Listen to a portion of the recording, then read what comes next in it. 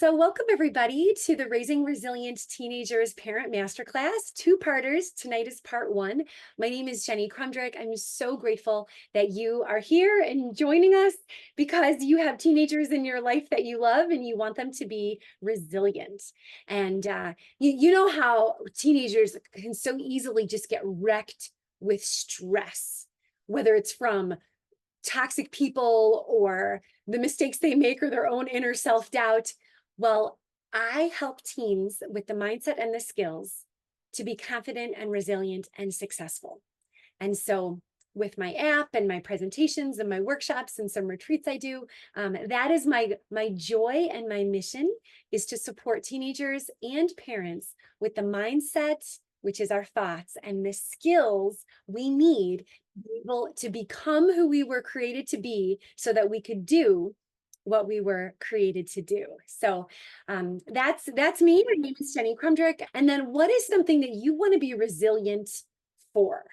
You know, whether it's you or your teenagers. And you know what? So many of you are here because of you have teenagers. But let's be really honest that we need to be resilient women so we can be resilient wives, so we can be resilient mothers, so we can be resilient friends. And when we invest in ourselves and build ourselves up, then it will overflow into how we model resilience for our kids. So, and our husbands and our friends. I need to become resilient in that and get rid of those self-doubts and just jump right in, right? But I also have 3 teenagers. I have one daughter who's got a lot of self-doubt. I got one who's very confident, except for when it comes to make them a mistake.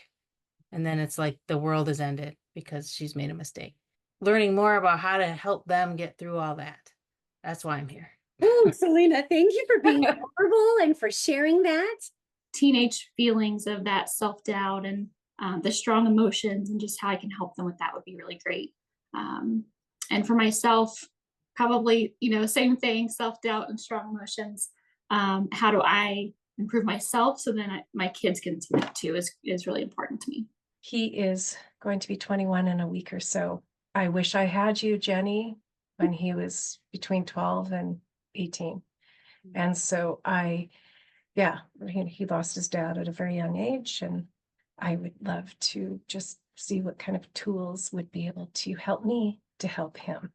We just really want to help mainly our middle with those strong emotions and those managing, like, really honestly, it's almost like the voice in his head that tells him, opposite of how like everything we do within our family, like what matters or what the message is. And I think a lot of it comes from a place of like being anxious about whatever's going on, and it comes out in these big emotions, and just trying to help get the toolkit to help him know how to like quiet that inner like anxiousness, I guess, over whatever it might be. Ours has lots of high emotions. He holds it together at school pretty well, but yeah, I think he listens to the negatives in his head more often than anything else. And there's a whole lot of negatives there that we try, but don't often have the ability to override. Is just to realize that we're not alone.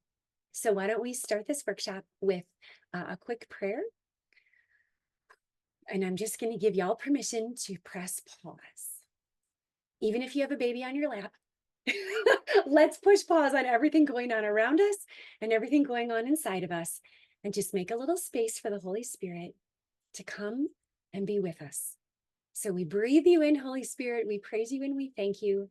And we turn this time to you and we ask you to bless us and to provide us with clarity, conviction, and courage to not only see ourselves the way you see us, but to think about ourselves the way you think about us, and to build us up to be the women, the wives, and the mothers, and the friends, and the workers that you've created us to be, and especially to be your beloved daughter, and to rest in your unconditional, objective, and unchanging love for us.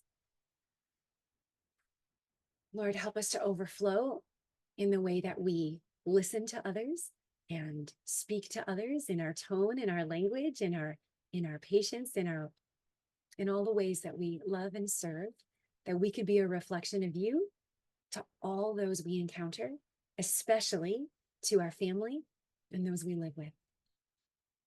And we lift up to you our children, especially if there are particular needs in our family that we just need to surrender to you, Lord. So Jesus, take care of everything. And I ask you to be with us, Lord, in this time, so that you will speak to our hearts and guide us and provide for us exactly what you want us to hear, what you want us to know, and how you want us to grow. We thank you so much, Lord. We love you and we trust you. And in Jesus' name we pray. Amen. You see that teens are bombarded with critical people, challenging circumstances, and inner self-doubt. And all of those things knock them down. And we want to raise resilient teens that can get back up again. Because it's not a question of if they'll get knocked down. It's a question of when, and do they have the skills to bounce back? But they don't automatically bounce back. There's really not a lot of skill training for how to handle these critics or to recover from mistakes or failure or how to process strong emotions. And even if we are amazing at modeling that for them, we are still their mom and they don't always want to listen to us.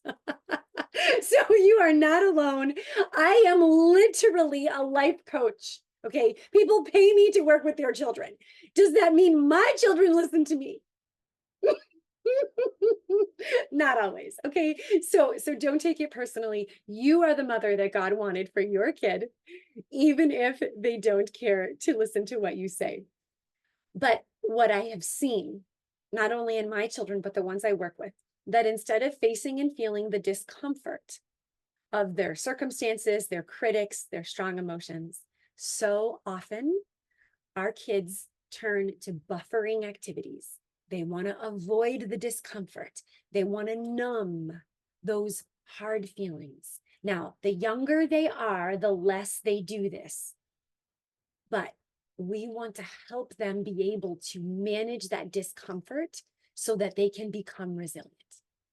Because the impact is that when they hear a negative message, whether it comes from some mean and nasty person in their classroom, in the hallway, on the sports field, or online, they internalize those negative messages.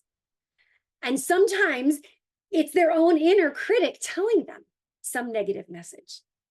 And then they put those negative thoughts on repeat. Remember when we used to have the Discman and we could just push repeat and then our favorite CD would play again and again? Well, they don't have CDs, but they sure do have a repeat button in their brain. And it's just the same negative thoughts on repeat. And then it becomes integrated into their self-image, which is the way they see themselves and the way they think about themselves, which crafts their identity. And what ends up happening is they try to avoid trying new things or doing hard things. And so if we are not raising resilient people, then we will be raising people that avoid new things and hard things for a whole variety of reasons. So just fill in the blanks. All right. So let me introduce you to my son, Joe. This is him, the cranky looking one, when he was a freshman in high school. And at this time in his life, he was failing and flailing in multiple subjects and areas. And my prayer was, Lord, this kid needs a life coach. And it was COVID. That's when COVID hit, that season of our life. And I started to bounce back like a hacky sack. And hacky sacks don't bounce. And when I was given the opportunity to take a personal development course through the Wholeness School, then it was called the Woman's School, I took it. And it taught me the mindset and the skills for wholeness. This is the wheel, my wholeness wheel on my wall. So I do work with women a little bit, but I've been working with teenagers for 25 years. So they are the ones that God has put on my heart. And all the things I was learning, I taught to my son. Because at this time in his life, being the oldest, he listened to mom. And he saw the transformation I was having because I had invested in myself and I became an inspiring mom because I was learning and growing. I was changing. I was learning all these skills, implementing them, and it was overflowing. And so he said, yeah, Mom, maybe I'll try that stuff. And so I taught him the things I was learning in bite-sized nuggets that a teenager could take, and he turned his whole life around. Within the next semester, he was on high honor roll. And we were literally on our knees praying he wouldn't fail 2 classes. Like, Lord, please give us a D-, please, please, please. And he went from 2 D- and mostly C's and some B's to high honor roll.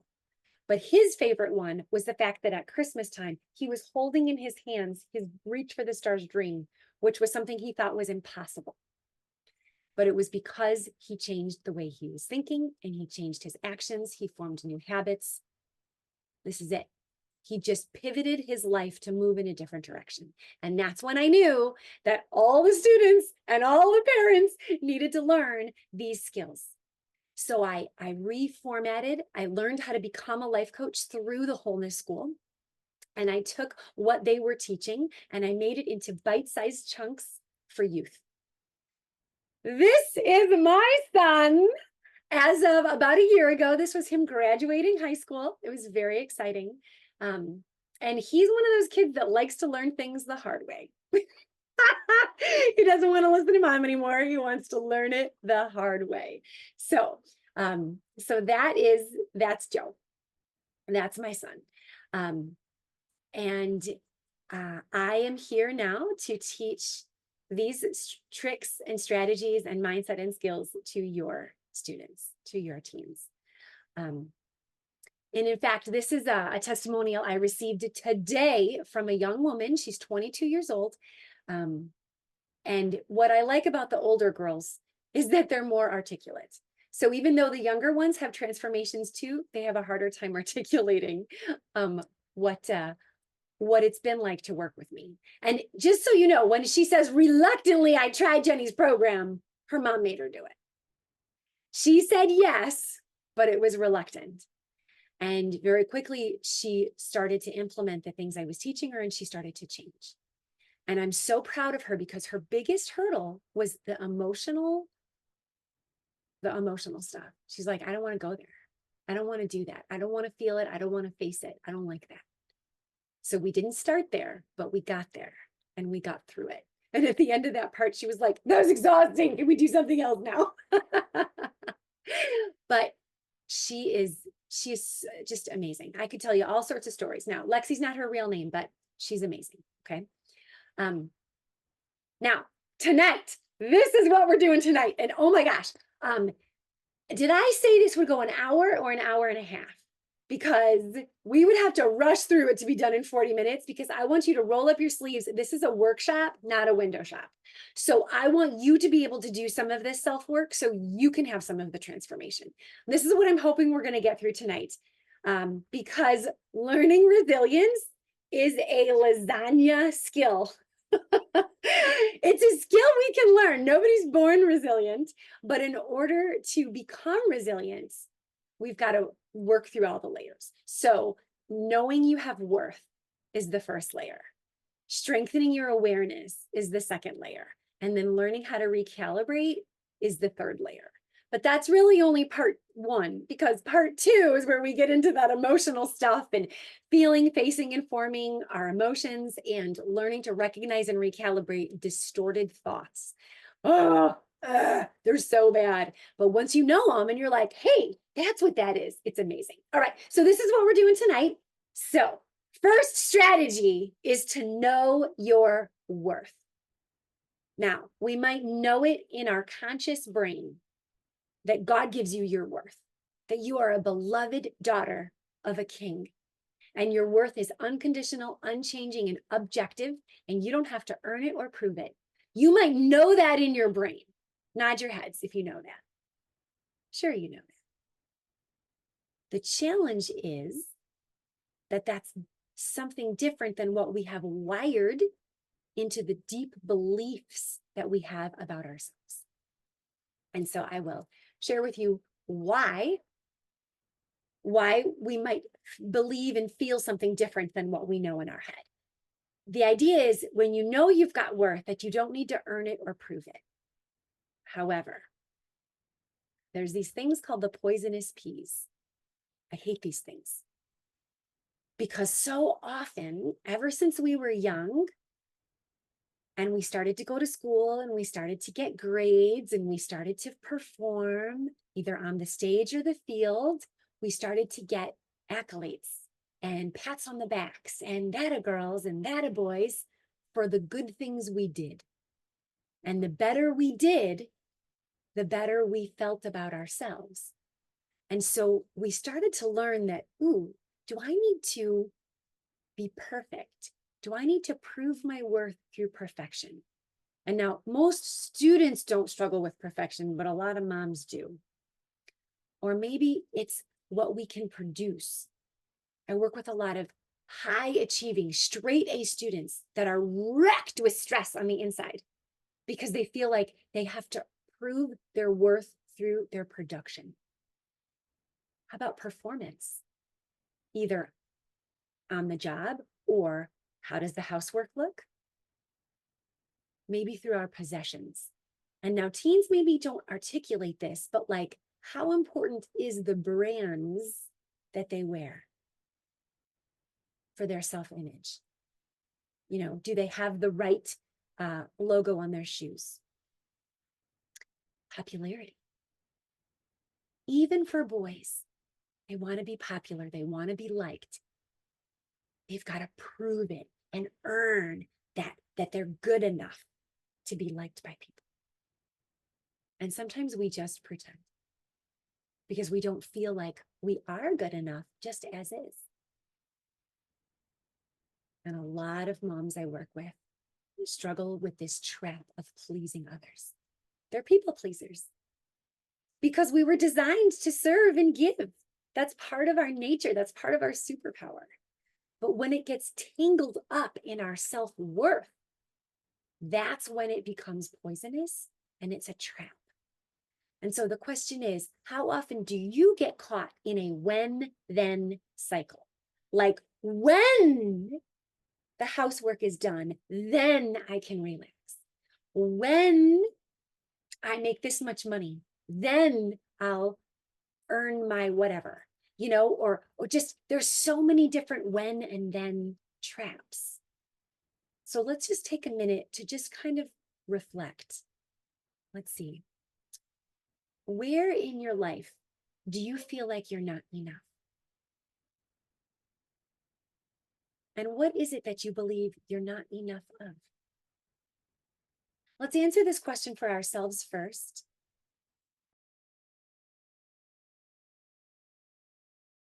I think I've struggled with a lot of these things at one point in time or another, but I think probably currently production and pleasing others. I have just been the epitome of a people pleaser since I was little. So, you know, that just has carried on into adulthood and wanting everything to be right and perfect and everybody else's lives to be easier and those types of things, and just trying to kind of wrap myself around that. Definitely, I have one son that really struggles with perfection. So we homeschool our kids, and so I'm privileged to be able to see that up close and personal. But he, like, to his fault, is just such a perfectionist that it stumbles him, you know, many times. The 16-year-old major sports nut, she sees her self-worth in her production of that sport, right? And when that's not going well, life isn't going well. We can experience happiness from these things that we produce and the way that we help and serve others. We can find fulfillment in those things, but that's not the source of our worth. We know we have worth in our conscious brain, but through the process of repetition of these negative messages, it lowers our self-image. Our self-image is how we see ourselves and think about ourselves. And so I have exercises that I share with the students I work with that help them to elevate their self-image to match their unconditional, objective, and unchanging worth. And that is to just rock it. I say, I want you to rock your self-work, and it's to reflect on yourself with curiosity and kindness.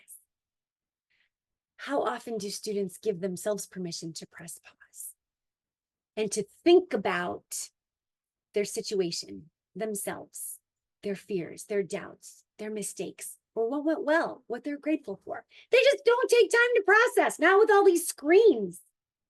So rocking your self-work is essential. And then I am worthy. I love to use voice memos, especially because we all learn we need tactile things. We need to see it, feel it, hear it, touch it, smell it, and feel it in order to internalize it and to make it stick. You can't use duct tape. Duct tape is not going to make it stick to the kid. But in order to wire it in their subconscious brain, in order to change their deep belief about themselves, they've got to hear those positive messages, the truth of who they are, whose they are, and that they are good and valuable and significant and important and beautiful. And they've got to hear those messages again and again, that they are worthy. They are worthy. They are worthy. So I make a lot of voice memos and then I have them listen to it like every day. Or as often as they will push play. It's like a 1 or 2 minute voice memo. I also love to teach these students this, and you can try this too. Every morning, you look at yourself, whether you're having a good hair day or not, and you smile at your beautiful self and you give yourself a high five in the mirror. And you just say something positive like, Jenny, you go, girl. Or I got this. Or today is going to be a great day. Like to feel yourself smiling, to see yourself smiling, to give the high five, to tell yourself something, to hear something. Do you see how much of our body we're using with this 5-second thing? This literally is going to change our state. It's going to point our thoughts in a new direction. It's going to help us form a positive feedback loop that will give us just a little bit of oomph in the right direction. Now, this might sound so simple, like, yeah, how well does that work? I will tell you, it works when you work it.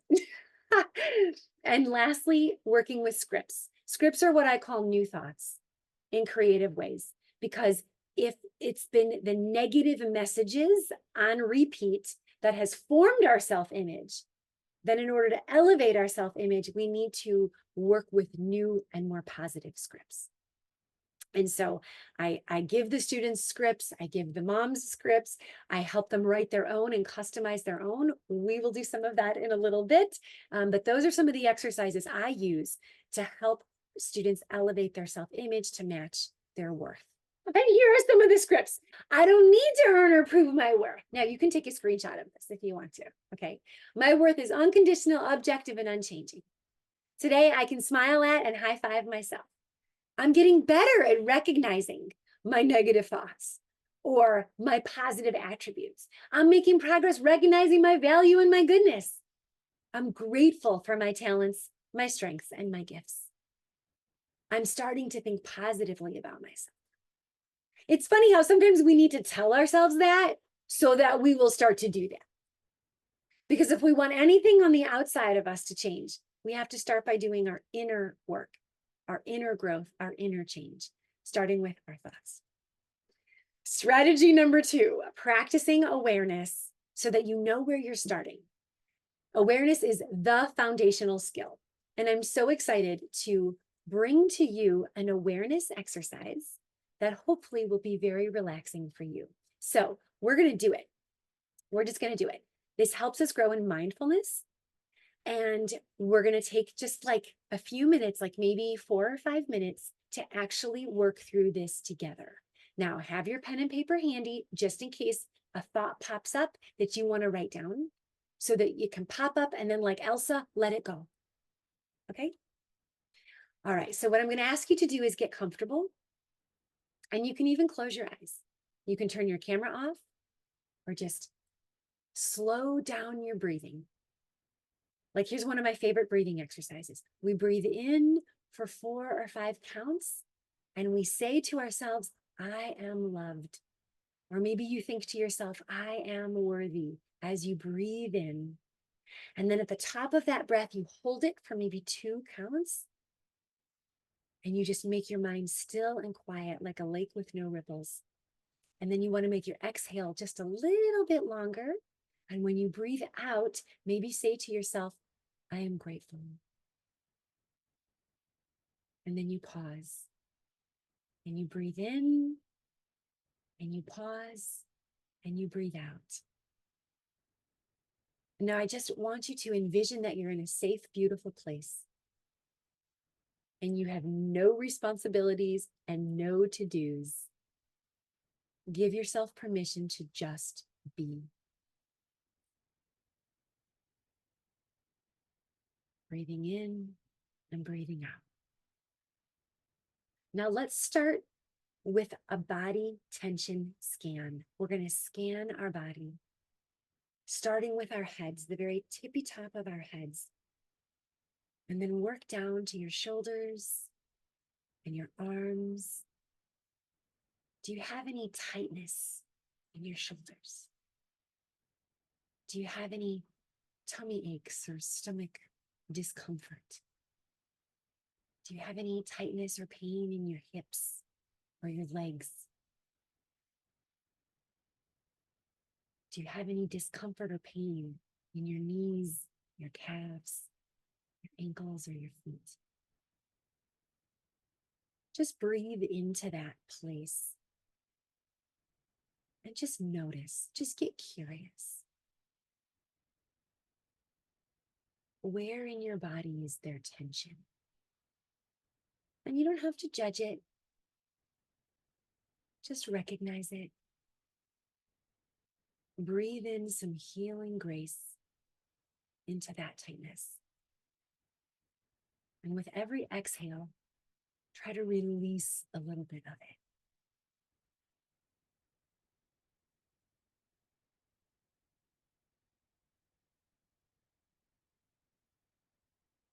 Next, let's grow in awareness of our emotions.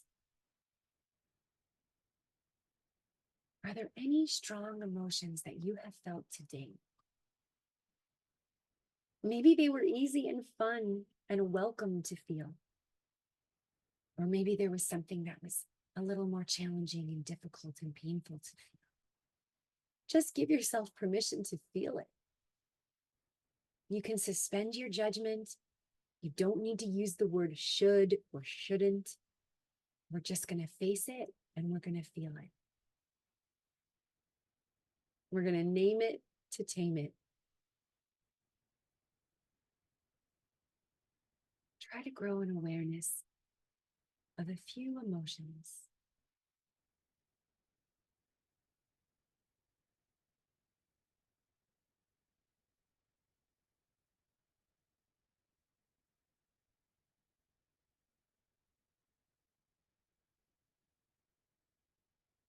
We're going to zoom in even more now into our mind. We're going to look at our thoughts. We're going to think about what we've been thinking about. So we're going to listen attentively and non-judgmentally to the thoughts passing through your mind. What are you thinking about? What story are you telling yourself? Or what are you making something mean about yourself that maybe it doesn't need to mean? I especially want you to shine a flashlight or a spotlight on any negative thoughts that you are having today.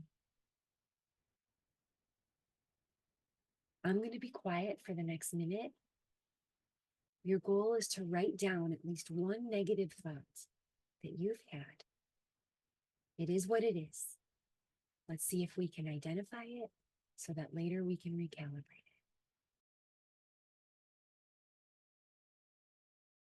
And let's breathe in together. I am loved. And pause for a moment. And then breathe out. I am grateful. And pause for a moment. And then breathe in. I am worthy. And pause for a moment. And then breathe out. And say, I am becoming resilient. So I agree. I have a hard time if I do sit down. I do feel like there's other things that I should be doing. There's always a million things that need to be done. So I struggle with that. I constantly feel like, okay, well, I'll sit for a minute and then I need to get up and keep going.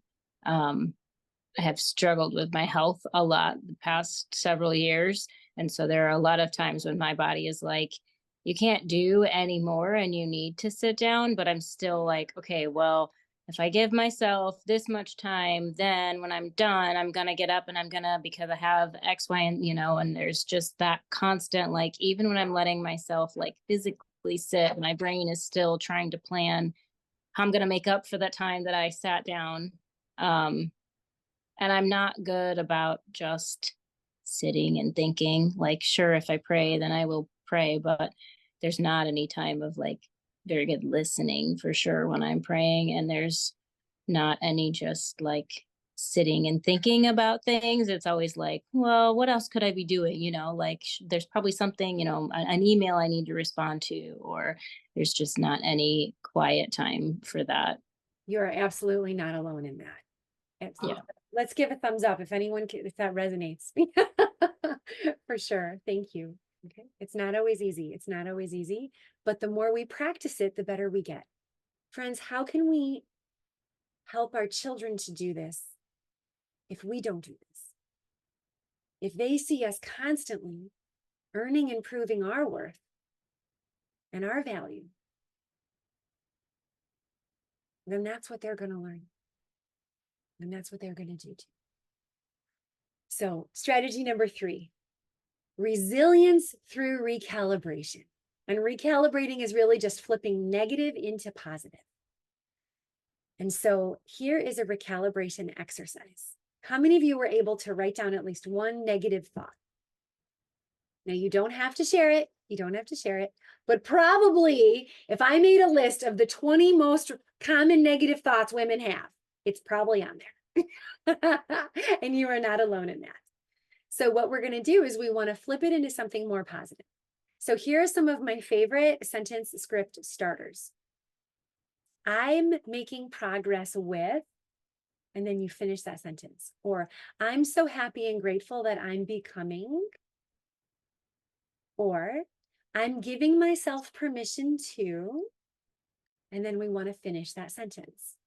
Now, let me show you some examples. This is something that I share with students, but a lot of it applies very much to moms as well.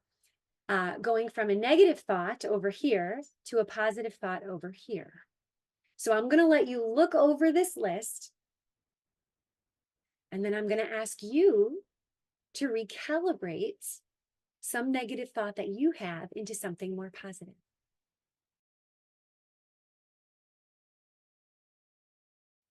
Our thoughts are like our train tracks. I don't know if any of your boys loved playing with trains when they were little, or maybe they still do. But a train is limited to going only on their track.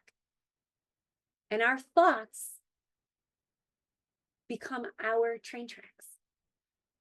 And if we are thinking negatively about ourselves or our circumstances or other people, then that's the direction we're going.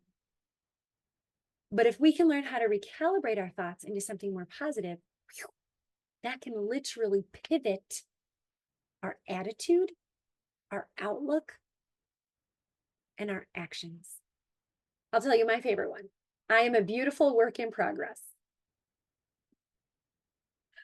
As a recovering perfectionist, I am a beautiful work in progress.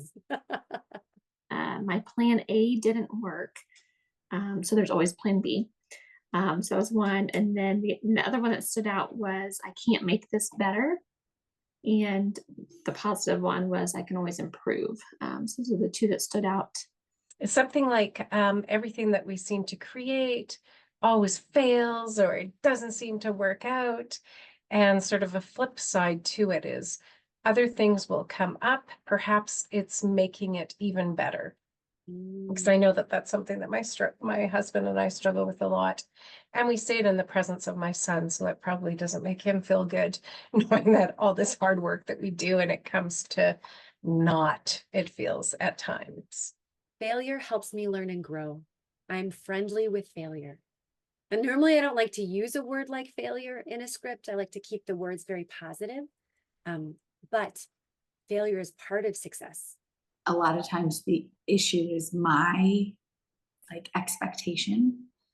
I heard like recently expectations lead to disappointment, and it's so true. So if I can like change it from me having this like perfect expectation of how my family will act on my birthday, so that then I'm not disappointed when everyone's fighting or doesn't like the dinner, or, like it's like changing my way of thinking of it, and maybe trying to see it from their perspective. Like, It's good enough. Let's go.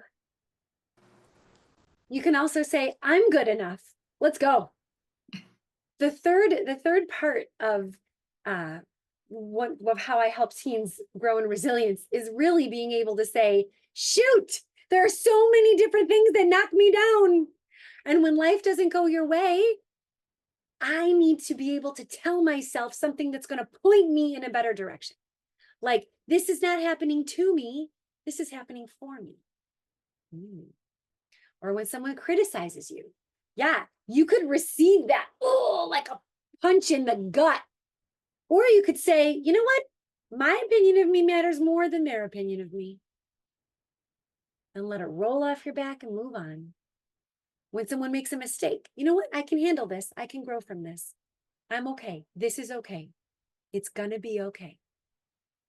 Just to be able to switch gears, to switch gears, like those marble toys. Did your kids ever have those where they put they set the track up and they put the marble down and then it goes down the track and then it comes out the hole?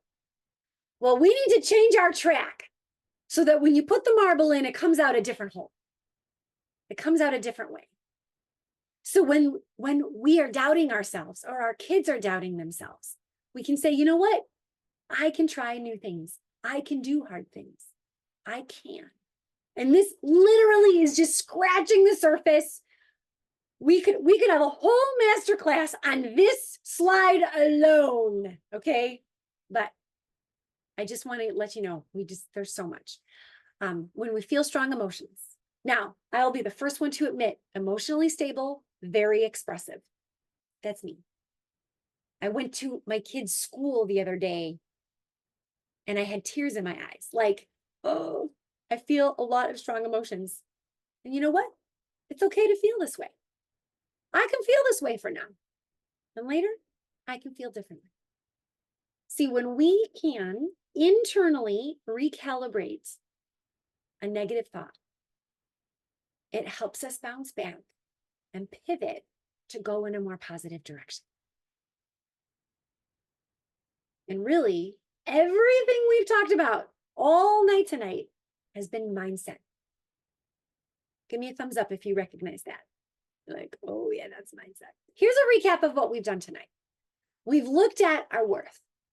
And we got to not only know it, but also elevate the way we think about ourselves on a subconscious level, which is a process. But knowing your worth will help you to be resilient. Being aware of what's going on externally and internally so that you know where you're starting from, so that you can pivot and move in a better direction through recalibrating your thoughts. And so this is a recap of what we've done tonight, and it's just part one. It literally is just scratching the surface, but I hope that this has been very valuable and helpful for you. So get excited for July 18th, because now we're going to, once you practice and get good at that foundational stuff, then you can move into the little bit heavier lifting of leaning into feeling, facing, and forming strong emotions, and then recognizing and recalibrating distorted thoughts. Distorted thoughts like, oh my gosh, everyone's looking at me. Distorted thoughts like, oh my gosh, this is going to be terrible. Okay, those are just two. There's 8. There's 8 categories. All right, so now Betsy's son is involved in I Got This. This is very exciting because I've been going through a season of needing to be resilient. And so I have crafted this teen course called I Got This, which is a resilience journey for teens. Because so often our teens don't even listen to their own moms, but hopefully they'll listen to a fun life coach like me. It helps them build inner strength. It helps them feel good about who they are. It increases their confidence to try new things and do hard things. And it strengthens their ability to manage critics, overcome self-doubt, manage their strong emotions, and respond strategically. And so I got this. When the kid works it, it works. And what they get on this resilience journey are coaching sessions with me, group coaching sessions. It's very casual though. It's very casual. The group coaching sessions, especially in the summer, but they're going to continue in the fall. And teens and parents get access to my app, which has inspiring and short videos, easy exercises, and simple strategies. And then I'm always up for accountability because our teens need accountability, whether it's through text or emails. That's what they get in this resilience journey. And something that I want to give you, a little bonus gift. If you can see in the corner here, the awareness exercise that we did and the recalibration chart, I'm going to email those things to you. And this is literally my entire process. I just want to give it to you. These are all the things that I work with teens through I Got This. It's how to get grounded and know your worth and grow in awareness. It's how to feel it and heal it, your strong emotions. So giving yourself permission, expressing your emotions, and taking care of yourself. And then how do you respond? Now this is the inner work, and now this is the external skills of responding with resilience. So how to recalibrate, how to choose your response, how to elevate your self-image, so that ultimately our students can bounce back when life knocks them down. For whatever it is that's knocking them down, they will be able to get back up again and say, I know my worth. I know who I am. I know what I'm about. And I know what I got to do, regardless of if they're going to fail or if someone disagrees with them or they feel scared. They're going to do it because they're resilient. They know it. It's who they are. So I will be sending this to you in an email sometime tomorrow, along with the replay. And I just invite you to share it with other moms, moms or dads. Please share it. And if you are looking for help for your teen and you want to get them involved in either I Got This, the coaching course for this summer, or I do have a free course called Time to Thrive on my free app. My app is called the Self-Love Club. It's there for the taking. So I'll include a link in that for you as well. And then the last thing I have for women, because I've made so many good friends through the Rising Tide Fellowship. This is a multi-generational, faith-based community of growth-minded women. And there's a whole bunch of coaches that pour into this community that help with a whole bunch of different varieties of disciplines, marriage, grief, health, mental health, physical health. I'm the expert on coaching teams. So we are here for you. And that is what I've got for you. I will include a link to Rising Tide. Your first 2 months, 60 days are free. And there's Bible studies and book clubs. And in the summer, it's like weekly group coaching for free. It's amazing. So I definitely recommend that you check that out and hang out with us. I like the switching the thoughts. I would love my son to do that. I'm excited for him to learn that from you. And I'm hoping that hearing it from somebody other than me will make it stick or make him practice it. Or, I know he knows it. I know it's in there. Well, just continue to encourage him to get on the app and to do another day. Do another day or redo a day that he really liked, because all those exercises are literally at his fingertips. Yes, thank you. Very good tips for really acknowledging your negative thoughts and doing the flipping the script. It was really good to show some that do come up and to spend some time in that space of the thoughts that we do bring up and how we can change that around. Because as you said, it affects your action and your emotions and your actions. So it's very good to see those examples. So thank you. Like, what am I saying to my kids is what I'm saying to them, building them up or breaking them down. Because I get on my kids all the time about, like, don't say that to your brother, or don't be so negative. And I think, like, well, gosh, I probably was just saying something too that wasn't helpful. So being able to see that myself, being able to see that and help them to not only what are they thinking, but what are they saying about themselves or other people, I think will be super helpful. You are women of action. You are women of courage. You are women of faith. You are amazing mothers who are raising amazing kids. So thank you so much for joining me in this. I hope to see you at the July 18th part 2. And I also do presentations at schools.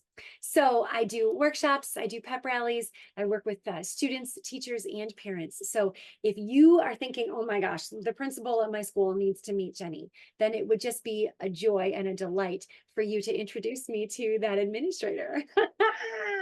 And churches too. I go to churches too. So thank you so much. It's really been a joy to meet you all. I look forward to seeing you in July.